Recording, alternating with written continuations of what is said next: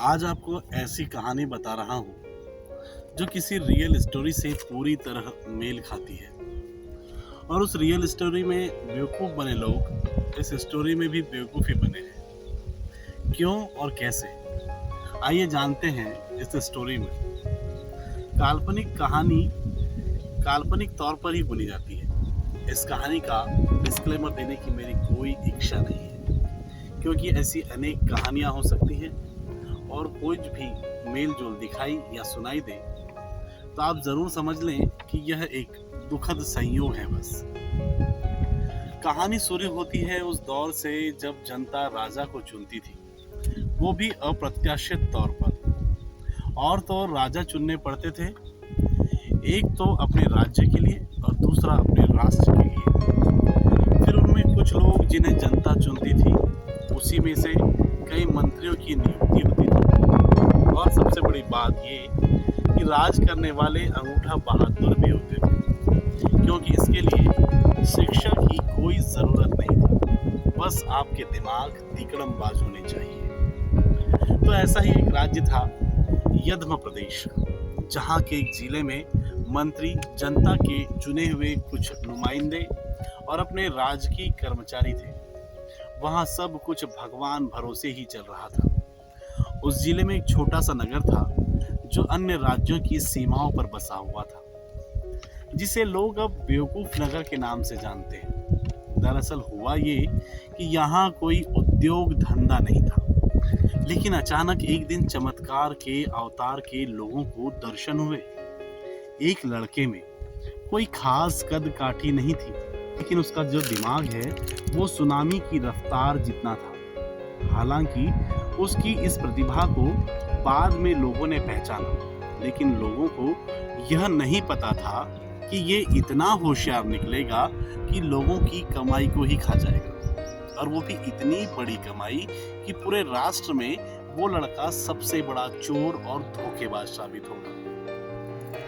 अशरफिया नाम तो सुना ही होगा आपने। यही चलती थी उस जमाने में। लड़के ने 18 साल तक अपनी शिक्षा पूरी की। फिर उसके माँ बाप को लगा कि उसे पढ़ाने विदेश भेज देता हूँ, तो अपनी जमीन जायदाद बेचकर उसने अशरफियां जमा की। बस फिर क्या था, दूसरे राष्ट्र के राजा से अनुमति प्राप्त किया और उसे भेज दिया। लेकिन सच में वह लड़का गया या नहीं, आज तक ये पहेली ही बनी हुई है। कई बरस बीत गए, उसके दोस्तों में चर्चा होती रही कि वो विदेश गया है। लोग उसके नाम से खूब गर्व महसूस करते। फिर एक दिन वो बेवकूफ नगर में आया तो देखा कि यहाँ लोग चमत्कारी शक्ति के नाम पर भावुक होते हैं। उसने अपनी योजना बनाना आरंभ किया। बेवकूफ नगर में अनेक चमत्कारी भवन थे, तो इनमें से एक भवन को ही उसने चुना।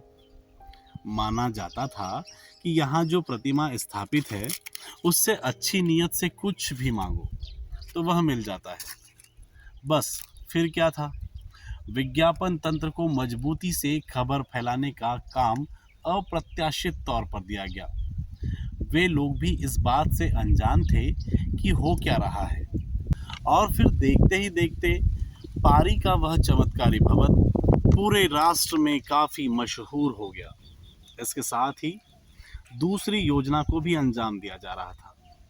उस कथित तौर पर विदेश से आए उक्त लड़के भिखेंद्र ने एक अशरफी के बदले कुछ दिनों के बाद 2 अशरफियां देने का काम शुरू किया। और जब यह बात लोगों को पता चलती तो लोग उसे चमत्कारी शक्तियों का अवतार तक मानने लगे थे। अब लोगों को बेवकूफ बनाने के लिए उसने नई चाल चली। वह लोगों से एक अशरफी लेता और उसके बदले लोगों को एक कागज में 2 अशरफी लिखकर दे देता। लोग भले मानस थे, विश्वास जल्दी कर लेते थे। तो इस तरीके से लोगों को अशरफियां कागज पर दुगनी करके देता रहा और लोग लालच में अधिक से अधिक अशरफियां उसके पास जमा करते रहे। इस लालच में आम जनता के साथ ही अनेक विभागीय नुमाइंदे भी आ गए। और फिर इस जिले में प्रवेश किया एक ऐसे अधिकारी ने जिसने इस भिखेंद्र को नेस्त नाबूद करने की ठानी।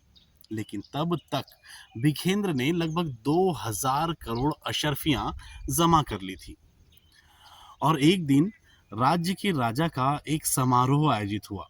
उसमें भिखेंद्र की मौजूदगी मंच तक हुई, तो सब उस पर और ज्यादा यकीन करने लगे। तो वहीं पारी के चमत्कारी भवन में भिखेंद्र का दखल भी बढ़ गया।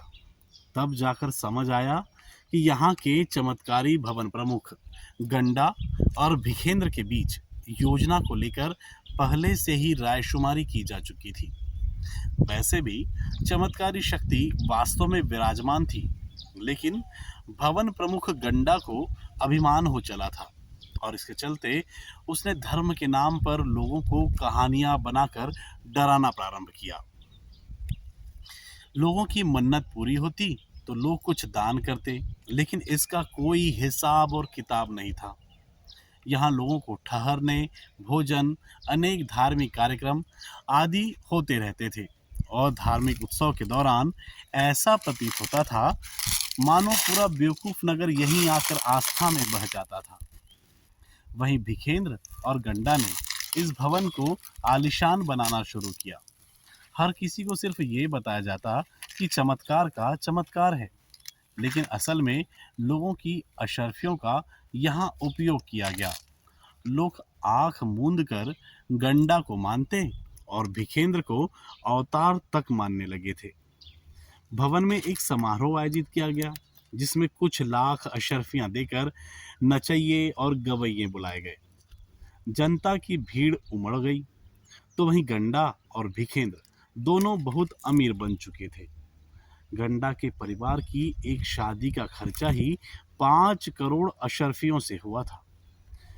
एक कहा गया तो वहीं ऐसे समारोह भी हुए, लेकिन उस राज्य में इनका कुछ भी बाल बाका नहीं हुआ। उल्टा इनकी ताकत लगातार बढ़ती गई और इतनी बढ़ती गई कि इनकी बातों पर जनता के चुनाव का फैसला तक होते दिखाई देने लगा। फिर क्या था, भिखेंद्र और गंडा की गलत नीयत को आखिरी अंजाम देने का वक्त था। भिखेंद्र ने अशर्फिया डबल करने के काम में कुछ लोगों को लगा दिया।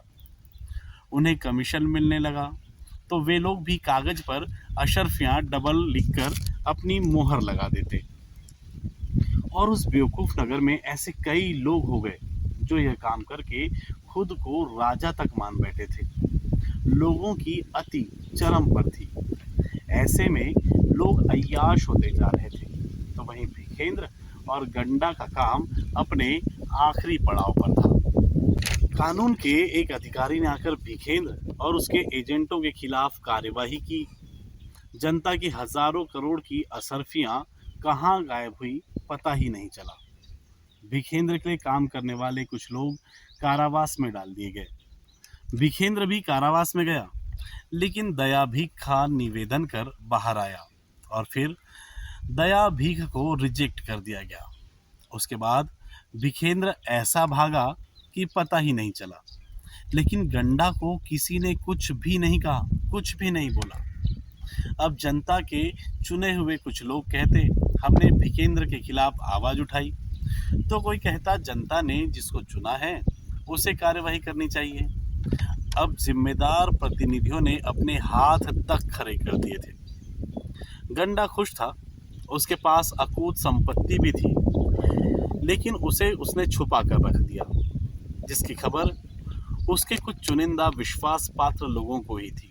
उसके करीबियों ने करोड़ों अशर्फियों से जमीन और बहुत कुछ खरीदकर अपना भविष्य संवार लिया और लोग गंडा को चमत्कारी शक्ति भवन प्रमुख के तौर पर कुछ भी नहीं कहते। जिम्मेदार अधिकारियों को पुख्ता सबूत का इंतजार था और इधर गंडा भिखेंद्र को पूरा सपोर्ट करते हुए आराम से जिंदगी जी रहा था। अब उसके मुंह पर कुछ वाक्य पहले से ही रखे होते थे, जैसे जो जैसा करेगा वैसा भरेगा, भिखेंद्र सबकी असरफियां देगा। तो कभी कहता मुझे भिखेंद्र से कोई मतलब नहीं है, तो कभी यह भी कहता कि मैं क्या कर सकता हूँ, और लोगों की भावनाओं से खेलकर मन ही मन खूब खुश होता था। इधर बेवकूफ नगर की जनता की भावनाओं से खेलकर वह मन ही मन खुश हो रहा था और बेवकूफ नगर की जनता अपनी बर्बादी पर निराश थी।